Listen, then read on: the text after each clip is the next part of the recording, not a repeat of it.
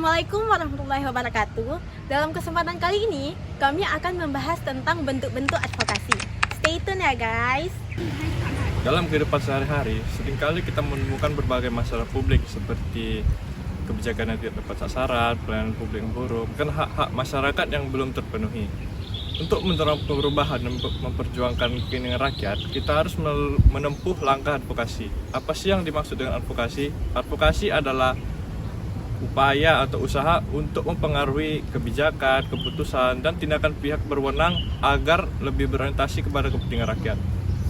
Nah, advokasi ini memiliki berbagai cara dan berbagai bentuk.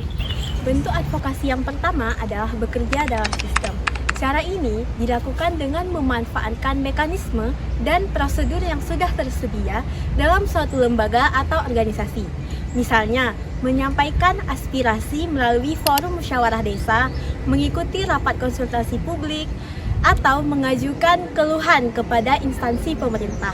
Melalui cara ini, perubahan diupayakan dari dalam sistem, sehingga lebih mudah diterima dan memiliki peluang lebih besar untuk dilaksanakan. Advokasi berikutnya adalah lobby.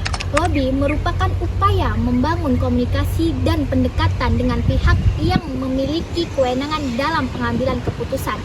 Agar lobby berjalan lebih efektif, biasanya perlu diatur pertemuan dengan pihak terkait. Dalam pertemuan tersebut, advokat atau kelompok masyarakat dapat menyampaikan masalah, data pendukung, serta solusi yang diusulkan.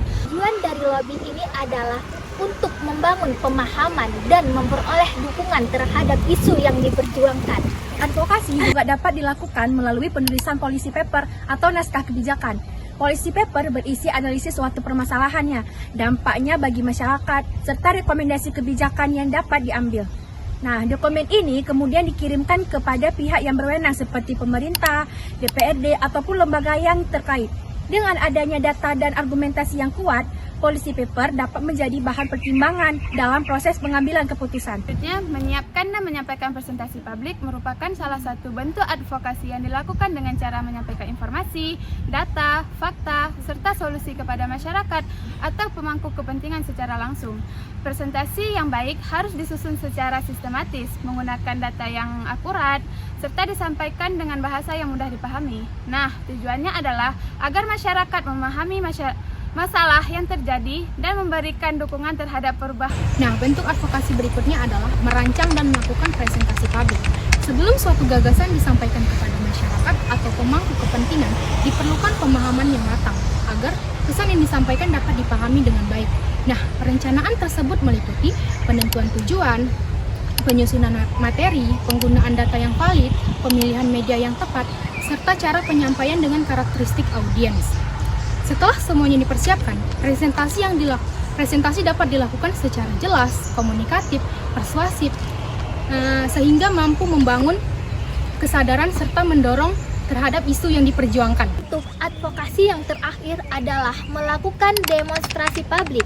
Demonstrasi merupakan salah satu cara menyampaikan aspirasi secara terbuka di ruangan publik untuk menarik perhatian masyarakat maupun pemerintah terhadap suatu persoalan. Melalui demonstrasi, masyarakat dapat menyampaikan tuntutan secara kolektif, namun pelaksanaannya harus tetap mematuhi peraturan yang berlaku, dilakukan secara damai, tertib, dan menghindari tindakan yang merugikan pihak lain.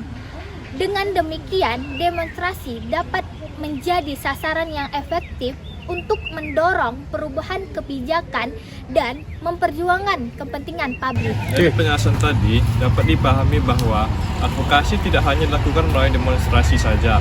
Advokasi dapat dilakukan dengan menentukan pertemuan dengan pihak yang berwenang, menulis policy paper, dan melakukan presentasi publik. Setiap bentuk-bentuk advokasi memiliki tujuan dan kelebihannya, namun semuanya memiliki tujuan untuk mendorong perubahan kebijakan dan memperjuangkan kepentingan rakyat. Oleh karena itu, penting bagi kita untuk memahami bentuk-bentuk advokasi agar kita bisa berpartisipasi aktif dalam kehidupan demokratis. Sekian dari kelompok kami, terima kasih.